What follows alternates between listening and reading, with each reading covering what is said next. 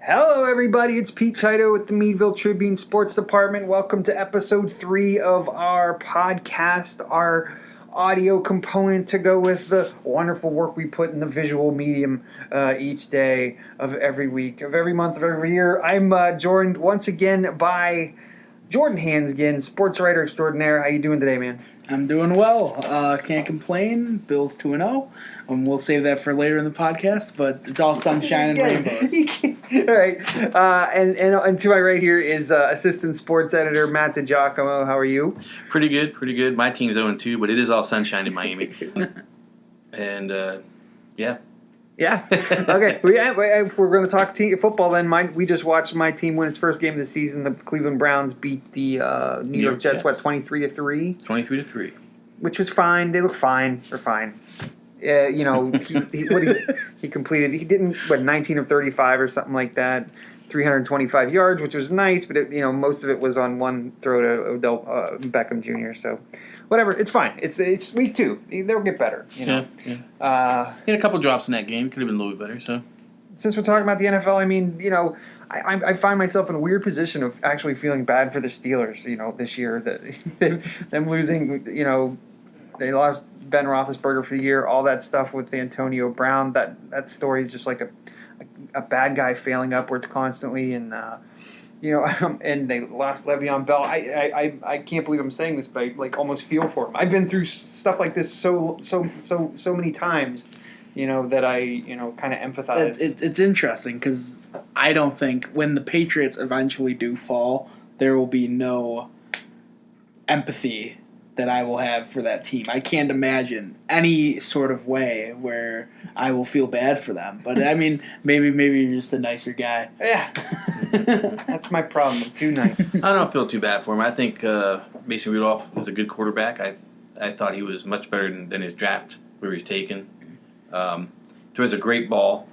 And then, just to dry their tears, they went out and got Miami's best defensive back in a trade today. So. Yeah, that's true. They're going to be fine.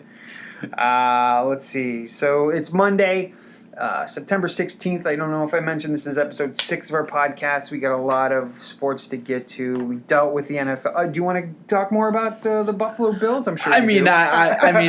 I'll start the show probably with the Bills every time as long as there's an extra win in the W column. So yeah. So but when they lose, I'll be quiet about it until the end of the show.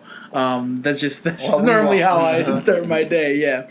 But no, they looked good again. I mean, they beat a team that's not very good. They beat the Giants, so it's not. I can't really take much into it. I really can't really take much into next week either. Besides the fact that the Bills' home opener is always fun, and they're playing another team that maybe isn't very good. I mean, really, there's not much to it besides the fact that I hope we don't lose to a bad Bengals team. Okay, let's see. This is, like I said, it's Monday. Tomorrow's going to be a big day for us. The Marquette Invitational is coming to the Country Club. A lot of teams, some local teams are going to be there. It's going to be interesting. Ryan Ferries is going to be playing in his final Marquette Invitational of the season. It's going to be interesting to see how he ends up. He's been shooting real well. Mm-hmm. And everything else is going on tomorrow, too, because it's a Tuesday. Cross country, got a bunch of region meets going on. Some boys soccer, some girls soccer. Big, what do you call it? Volleyball match tomorrow night. Two actually, but one I'm really thinking about is Corey at Maplewood. Corey's been the powerhouse of 2A for a long time now. Maplewood's been right on their heels for a long time, and they meet tomorrow night in the Woodshed. Also got a big one tomorrow, Hickory at Conneaut. That's a big one for that region. I think they were 1 and 2 coming into that match. So excited to find out how that pans out. And then we got a lot of other stuff throughout the week: boys, girls, soccer, golf, volleyball, and then it comes to Friday.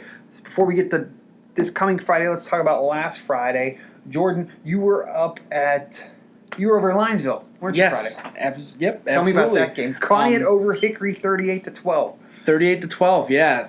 The real story was Conneaut's defense. Their offense. The offense is going to perform. But the defense, last year they had their fair share of struggles, especially in a tough region that they're in. Yeah. They play some phenomenal teams, state championship contenders usually. So it was great to see that their defense came up with some big stops early, really held Hickory from getting on the board after 3 offensive fumbles. And then once the offense started hanging on to the ball more, everybody got more composed. Taryn Eamon balled out, Noah Richardson balled out, Devin Neal balled out. Just like the same faces that have been doing it all year long for them stepped up, and it was great to see. All around good win for Conneaut. It was weird seeing all those fumbles because they went 2 straight weeks but not coughing up the ball at all. And week 1 they had trouble with that, and they were pretty fluky fumbles. There was like a read option that went haywire. One may have been an incomplete pass. It was like a bang play. It really was just some unfortunate circumstances. I thought the game might get away from them, but the defense really held strong and made things tough for Hickory's quarterback, Michael Henrod, who is a great player, and they made things tough for him all day. Yeah. So they're looking good. Matt, you got out last Friday, didn't you? Yeah, I went up to Maplewood. Watched the Tigers again. Second time I've seen them, and they looked good again. Speaking of defense, I mean, what they've done so far in the first 4 games, I think, is amazing. 3 shutouts, and in a game where every rule change is designed to put more points on the board, that's difficult to do. They've only given up 12 points. That was West Middlesex last week. We'll really find out this week what's up with them because they got Reynolds. But I was just looking at the numbers. Through the first 4 games, they've outscored their opponents 167-12. Racked up 1,586 yards and given up 407.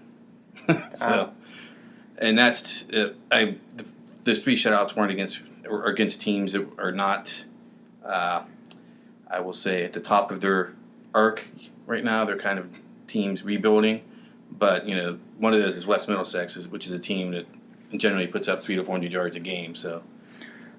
I saw they got the state on notice a little bit. They're one of the teams to watch now in the state rankings, which is really cool to see. I think that West Middlesex game got them in, and if they can pull it off this week against Reynolds, they might actually move into the top. Who knows? They can move into the top 20, into the top 10. So we'll see. I went out to Union City. I saw a pretty good Bears team. They don't quite have the power that they had when they had.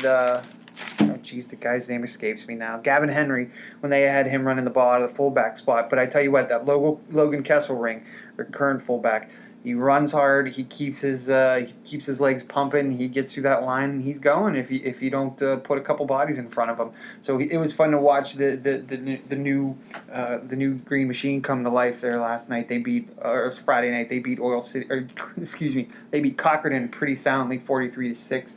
Cockerton, it's a young team. They're still putting together pieces. Small school. It's been tough for them to get going this year, but I think they have a couple games still on the slate that they could get a W here and start turning this thing around for that program. Still a lot of season left for them. Sagertown had a tough night against Eisenhower, 44-6. They lost. And then, that was about it for last. Saturday, Meadville. I went to the Meadville game with LaBeouf. Another solid performance by Meadville, 35-7 over the Bison. Let's see, the Meadville defense I thought played extremely well. Fort LaBeouf, they kind of run similar offenses, so it was Meadville's had pretty good looks at this offense, and they showed that. Max Endress, the quarterback, was able to complete a couple passes. He broke loose for 1 touchdown. Otherwise, the defense wasn't touched. The Meadville offense is really starting to click. Their offensive line was dominant that night, and their running backs are really running hard. They hit the hole. They're chugging, man. They're really fun to watch this year. And they got another good one coming up this week too. We'll talk about that in a minute. Actually, we could. I just love that they're calling it the Meadville Vengeance Tour 2019. I think that it's like an appropriate thing. It definitely seems like that's how their team attitude is. It seems like from coach to the players, it seems like they all have that attitude that they really took 2018 to heart, and they never want to see it happen again. That has to be painful, losing, just being mired in a situation like that, of having to deal with a loss week after week after week like that, and it seems to have affected them positively. I mean, they've to win 3 of the first 4, that's after an 0-9 season, that's pretty good. And they haven't been, facing pushovers either. I mean, LaBeouf can win games. They beat McLean, which is never easy. I don't care who's on the team. And who they beat with Gunn. Mercier's Prep was a district finalist last year. Yeah. So I mean, that's good for them. Good for them. And then we talked about the NFL, college football, Penn State. You guys watch that game? I did watch that game. What I came to realize is that Penn State is just they're the kings of winning 17-10 games. They just they're good at when it comes to just down to toughness and maybe a couple plays at the end. Penn State normally finds a way to win those close ones. Normally when Penn State loses, the game gets away from them. And from what I've seen, that James Franklin's teams normally they win those close ones. I guess really against everybody except for really Ohio State. Matt, what did you think, man? They looked pretty good, I thought. I knew it was going to be a tougher game against Pitt. Narduzzi, I like him. He is a defensive guru. He really took their quarterback out of his game there a little bit. And, got Penn State they had a couple big plays. Journey Brown, of course, had the 85-yard run that I think his own blockers stopped him from getting into the end zone on that. But... Well, he was. If Journey Brown would have kind of outran everybody, the guy on the pursuit angle would have got him out in front.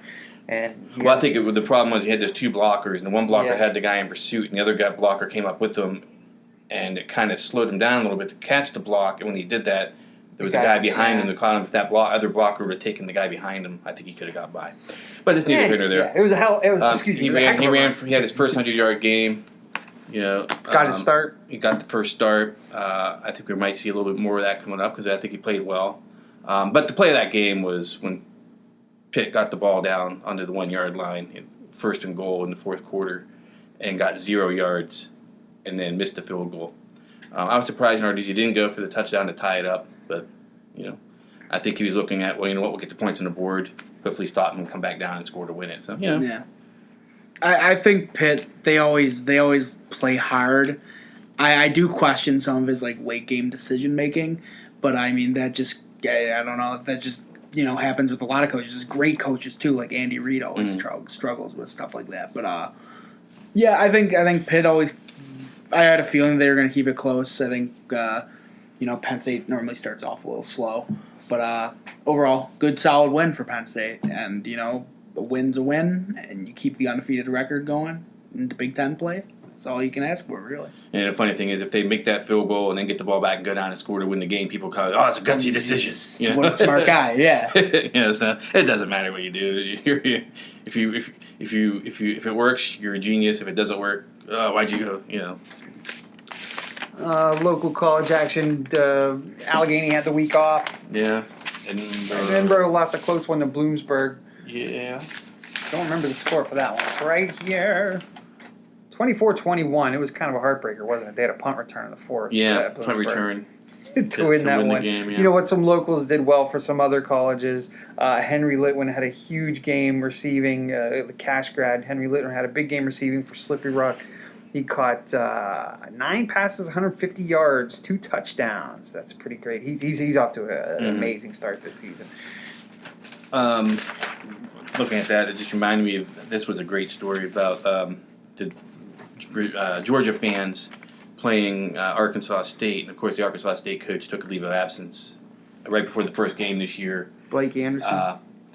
Yeah, Blake Anderson, because to deal with his wife and her battle with breast cancer. A couple days, I think, after he announced it, she unfortunately passed away.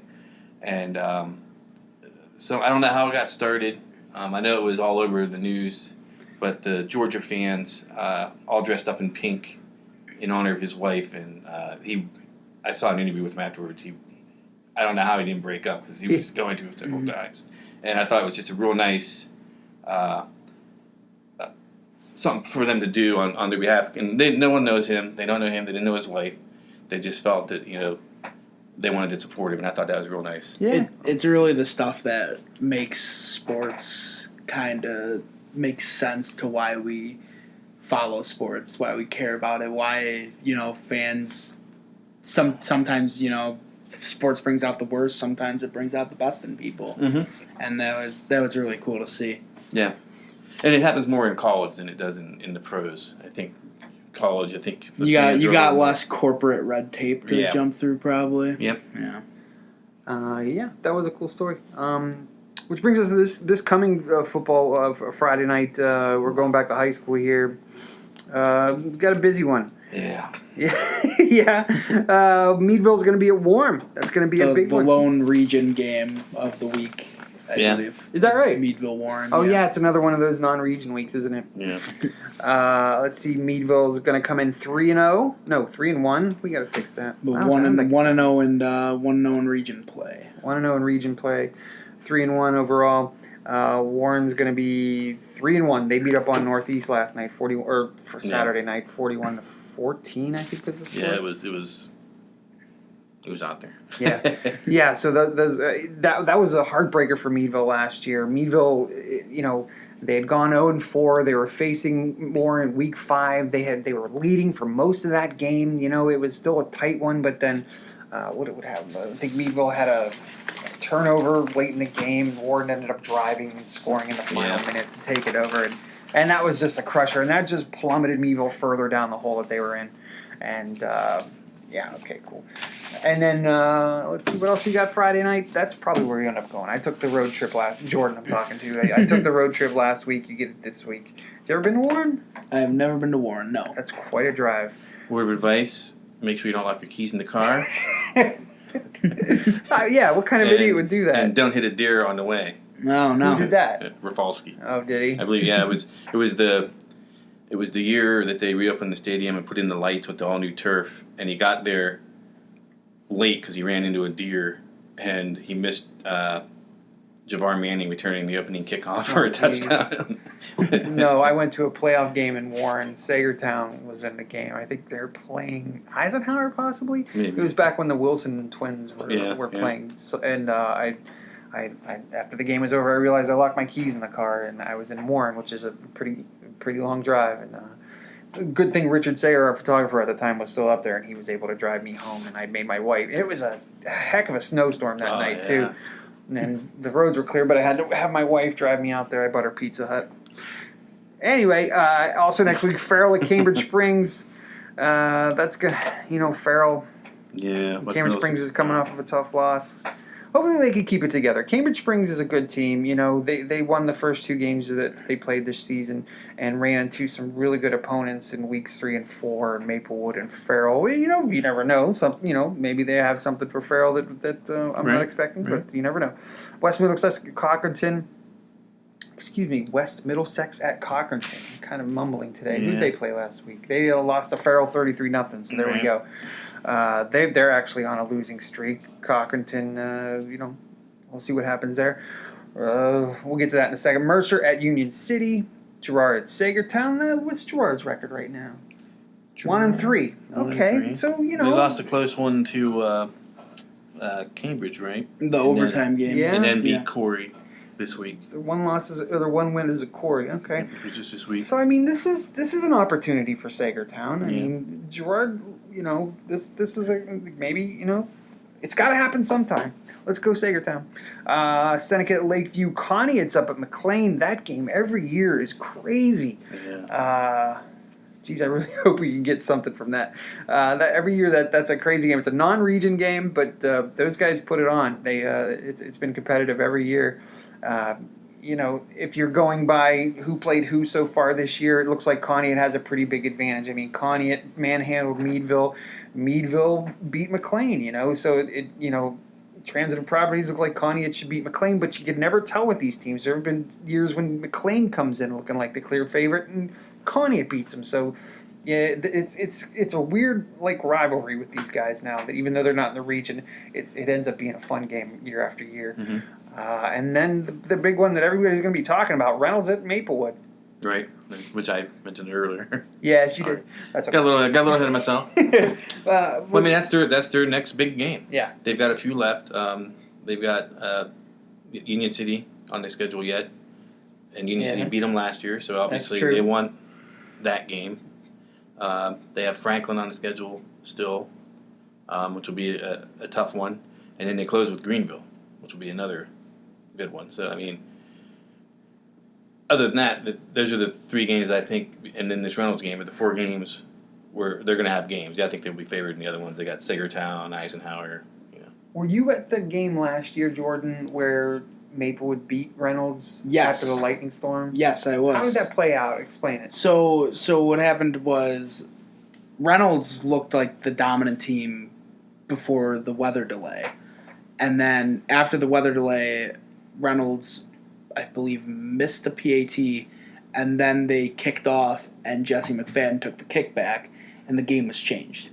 And I believe Maplewood's coach, Brian Borkovich, I think he credited, if I remember this right, that the Reynolds players were eating like subs, and that his players didn't need anything, and they were hungrier for the win. I mean, it's funny stuff like that. But I mean, who knows? Like it was just like one of those games where it was weird that the break flipped everything, and everything went Maplewood's way from then on.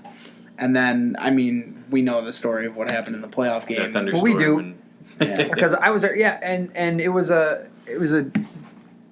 How do I want to put this? Maplewood won the first meeting. Reynolds is upset about that, obviously. They meet in the playoffs once again. The Reynolds kind of takes that game on and just they took that game over real early. I don't think Maplewood handled that fact very well. There was some pushing and some shoving, some extracurriculars, giving them the business, and I think Maplewood had 3 players tossed, was it? They had 3 players ejected. They weren't able to start this year. Reynolds had 1 player ejected.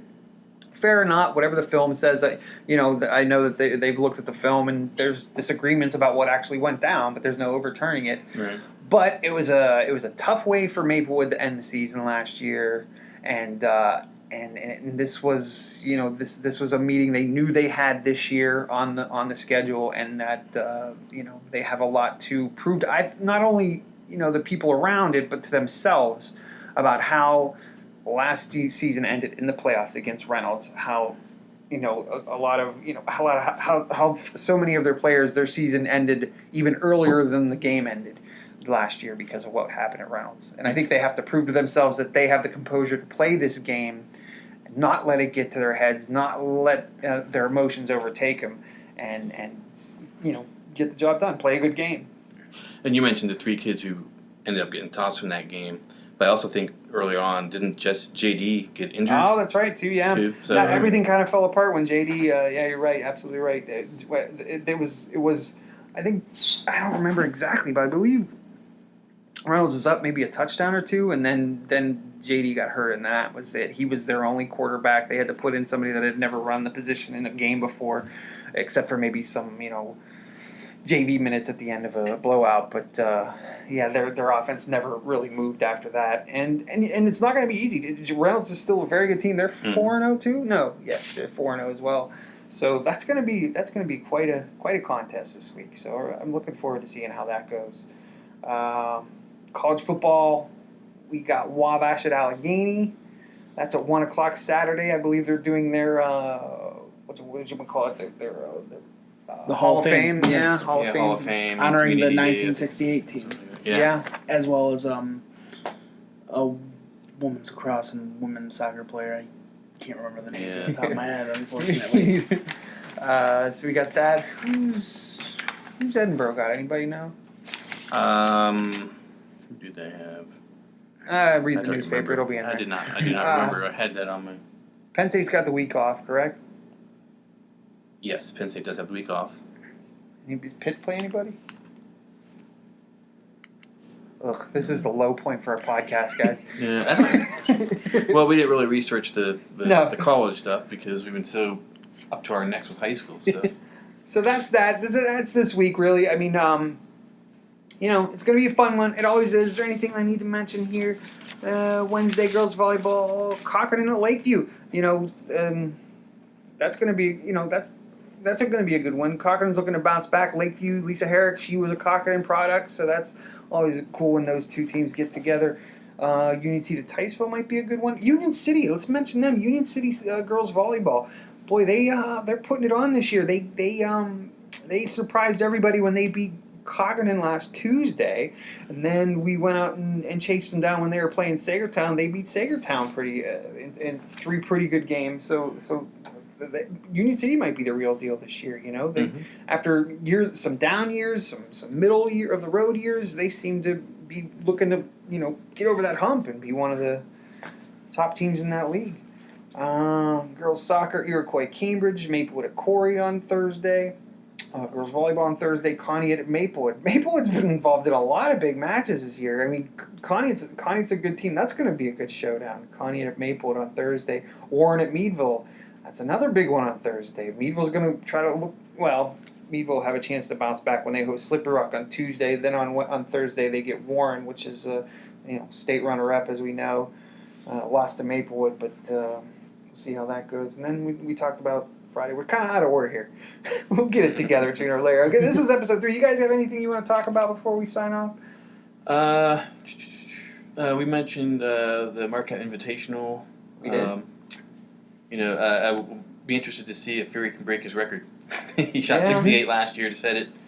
First golfer to shoot under 70 at the Marquette Invitational. I imagine he'll be gunning for it. And then, as you know, he shot 68 at the North Hills Classic earlier this year. So he's been shooting pretty well. He shot 73 today at the Grove City Bill Mook. Yeah, Bill Mook Invitational. At the Wenango. Oh, is it Wenango? Yeah. I'm interested to see what he does. That's always a good tournament. Everybody who's in the district, all the district contenders usually come up here because the districts are here, so they like to come out and play it. And then a week later, so they're playing in the districts. And then also something we didn't pull up over the weekend, kind of a high school / college, Allegheny. Had their cross country invitational this past weekend, and they actually had high school kids there for the first time this year. And they only had 6 teams, but it was good teams. They had Sagertown, Meadville, McDowell, Jenner McLean, the other ones in there. Carson City and Maplewood. So there were only 6 teams, but they were all pretty good teams. And Sagertown took third in both, boys and girls. McDowell won in both, and McLean was second in both. So that was a good run for them. Pretty good showing. And we had, Noah Bernarding was first in the boys' race. Cockin's Noah Bernarding took first in the boys' race at the Commodore Perry Invitational on Saturday as well. And the Lakeville girls won. So that's. Yeah, Lakeville girls are been going pretty good so far. They can run around here, man. Yeah. All right, Jordan? No, I think we touched it all on my part. It was a home run, you're saying? Home run. So we can run around here because it's more efficient than trying to ride on the roads. Yeah, maybe. Don't have to running over so many bumps. All right. So, hey, guys, thanks for listening. All 29 of you that listened last week. Maybe we can cross the 30-person threshold this week. But we appreciate it. If you guys have anything to add, anything to mention to us, please give us contact us. Email at sports@meadvilletribune.com. Or you could reach us on Twitter at Tribune_sports. Mm-hmm. Did I get it right? All right. Yeah, right. All right. And feel free to fact check us. Third time is the charm. Yeah. Yes, fact check us. Yes, because we're kind of talking off the top of our heads here. Yeah. So it's not going to be as anyway. But thanks for listening. For Matt, for Jordan, we'll see you next week. Bye.